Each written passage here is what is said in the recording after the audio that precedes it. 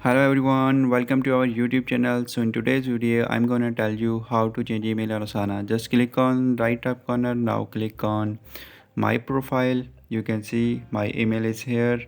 Now just scroll down and now click on again these three dots. Now click on my settings. Now you can click on email forwarding. Now here you can see my email is added. Now we'll click on add new email. Now you can see this option is available. We will click on this button. Now you can click on continue, but you have to enter a valid email and password. Now I am adding the relevant email that I want to change. So just type the email and now click on continue. Now type a password.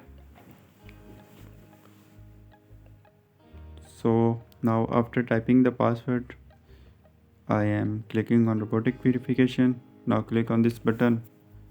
Now log into Asana. Now you can also save this password. Now type here new email address. Like I am typing my email address here. Now after typing my Gmail account, I will send a verification email. Now your verification code is sent to my Gmail. So now you can check your Gmail inbox to verify your Asana account. So in this way, you can easily change your email on Asana.